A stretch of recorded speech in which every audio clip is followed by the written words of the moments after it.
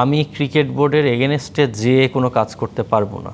তাদের সাথে একটা সুসম্পর্ক রেখে তাদের সঙ্গে আলোচনার মাধ্যমে প্লেয়ারদের সুবিধাগুলো আমার আদায় করাটাই আমার কাজ। তো আমি কিন্তু একটা লম্বা সময় ক্রিকেট বোর্ডের সঙ্গে সেটাই চেষ্টা করেছি। আমার আসলে কখনোই ইচ্ছা ছিল না যে কোনো কিছু তাদের সাথে ক্লোজ ডোরে আলোচনা করার আগেই বাইরে আসা। আমি দিনের পর দিন, মাসের পর মাস আমি কিন্তু প্রতিনিয়ত আমি কারেন্ট প্লেয়ার, আমার ফার্স্ট ক্লাস খেলা চলছিল, আমাদের টি-20 টুর্নামেন্ট চলছিল। তুষার ভাই আমার কোচ ছিল, উনিও খুব ভালোভাবেই জানে। তো আমি এমন হতো যে খেলা শেষ করে আমি ঢাকায় চলে আসতাম বিকজ অফ প্লেয়ার্সদের যেই লিগগুলা, ঢাকা লিগ বা বিভিন্ন ইস্যুতে অনেক ঝামেলা হচ্ছিল। আমি এসে কিন্তু বোর্ডে যোগাযোগ করতাম।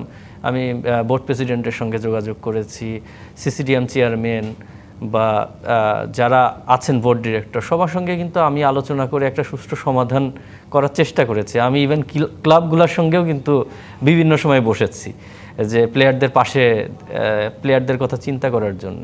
তো একটা সময় আসলে হয়েছে কি যে আমি কারো কাছ থেকেই পজিটিভ কোনো রেসপন্স পাইনি।